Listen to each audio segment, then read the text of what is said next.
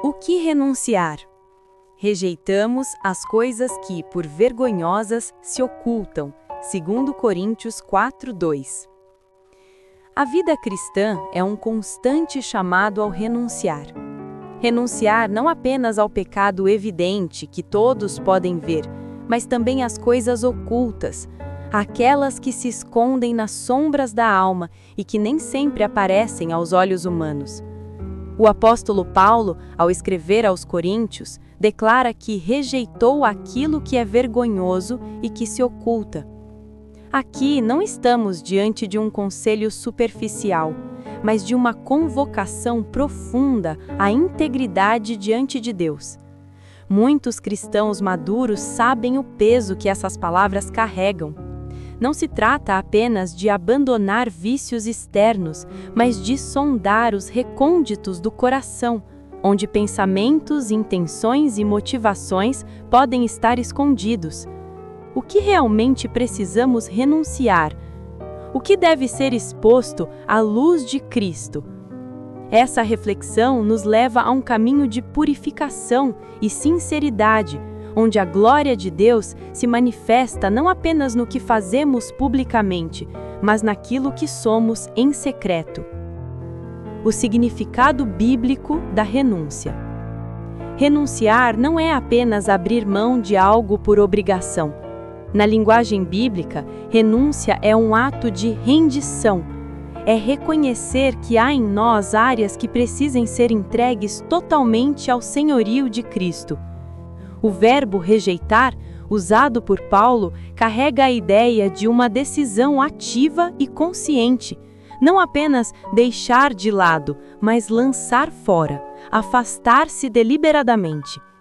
Essa atitude exige coragem, porque frequentemente aquilo que precisamos rejeitar não são apenas pecados grosseiros, mas sutilezas escondidas na alma, orgulho, ressentimento, comparações, vaidade espiritual, necessidade de aprovação, manipulação disfarçada de zelo e tantas outras formas de astúcia humana. Cristo mesmo declarou: "Se alguém quer vir após mim, negue-se a si mesmo, tome a sua cruz e siga-me." Mateus 16:24. Negar-se a si mesmo é o maior ato de renúncia. É deixar que a vontade de Deus prevaleça sobre a nossa, em todos os aspectos. As coisas ocultas e vergonhosas. Paulo fala das coisas vergonhosas que se ocultam. O termo vergonhoso aqui não se limita a escândalos morais, mas a tudo que gera desonra quando exposto diante da santidade de Deus. Quantas vezes um pensamento de inveja se levanta contra um irmão ou irmã em Cristo? Quantas vezes um sentimento de orgulho espiritual, disfarçado de zelo, se instala em nosso coração? E ainda que ninguém perceba, Deus conhece os segredos mais íntimos. Essas coisas não surgem necessariamente da velha natureza do pecado, mas muitas vezes são resquícios da carne, hábitos e formas de pensar moldadas pelo mundo antes da conversão e que insistem em ressurgir. Inveja, ciúme, discórdia, comparações e murmurações são exemplos de coisas que, mesmo pequenas, podem envergonhar a vida de um servo maduro se não forem rejeitadas. Aqui está o desafio. Não basta parecer santo diante dos homens, é preciso ser puro diante de Deus. A santidade verdadeira não se mede pelo que está visível, mas pelo que é real no íntimo. Astúcia e engano versus verdade e integridade. Paulo continua dizendo: "Não andando com astúcia." Astúcia, nesse contexto, significa manipulação, distorção, o uso de artifícios humanos para alcançar objetivos. É quando, em vez de confiar na obra do Espírito Santo, recorremos a métodos carnais para convencer, influenciar ou dominar. Na vida espiritual, a astúcia pode se manifestar de formas sutis. Alterar a palavra de Deus para justificar interesses pessoais, usar argumentos persuasivos para impor uma opinião, em vez de apontar para a verdade, criar uma imagem de espiritualidade, quando na realidade há fraquezas escondidas. Deus não nos chamou para viver desse modo. Ele nos chama para a integridade, para que nossas palavras e ações reflitam a mesma verdade. O cristão maduro entende que a astúcia pode parecer eficaz por um tempo, mas sempre gera ruína espiritual. O caminho da verdade, por mais árduo que pareça, é o único que conduz à vida. O perigo de uma vida dupla. A vida dupla é um dos maiores perigos que ameaçam cristãos maduros. É possível viver de modo impecável aos olhos da comunidade, mas cultivar pecados secretos na mente e no coração. Essa duplicidade rouba a unção, apaga o fervor e cria barreiras no relacionamento com Deus.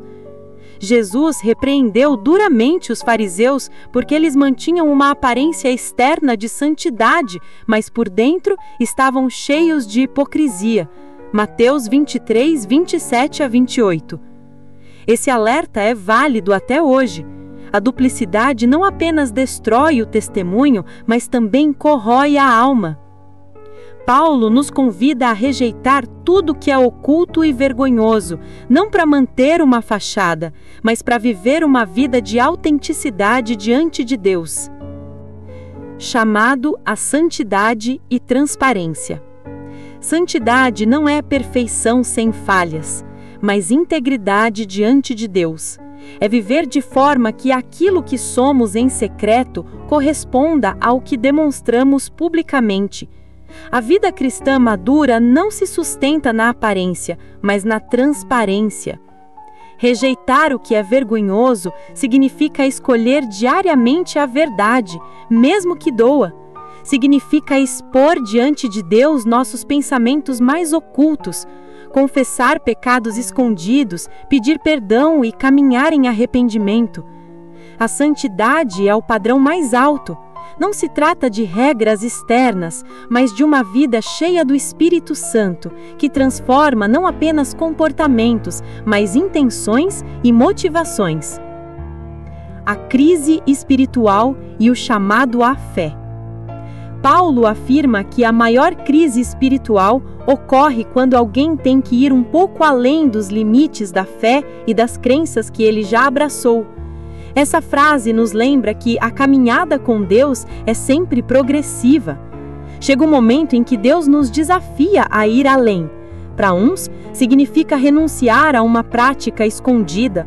Para outros, significa abandonar um orgulho secreto. Para outros ainda, pode ser abrir mão de um ministério que se tornou um ídolo. A fé madura não teme ser confrontada.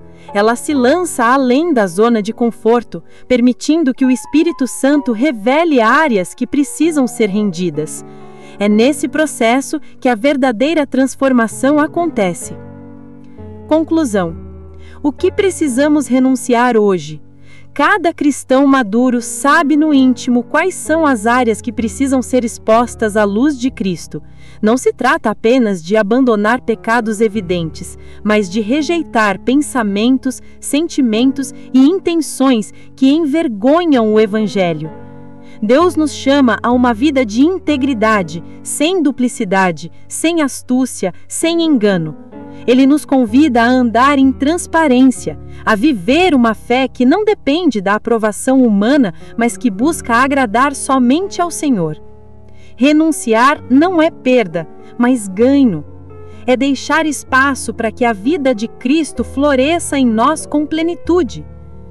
Se ao ler esta reflexão, o Espírito Santo trouxe à sua mente algo que precisa ser renunciado, não adie. Dobre seus joelhos, confesse diante de Deus, peça que Ele purifique o seu coração e renove sua mente. Decida viver em transparência, para que a luz de Cristo brilhe em cada área da sua vida. Faça esta oração. Senhor, eu me coloco diante de Ti com sinceridade. Renuncio tudo que é oculto e vergonhoso na minha vida. Que a Tua luz brilhe no meu coração e me purifique. Guia-me no caminho da verdade e livra-me de toda astúcia e engano. Eu me rendo totalmente ao Teu senhorio. Em nome de Jesus. Amém.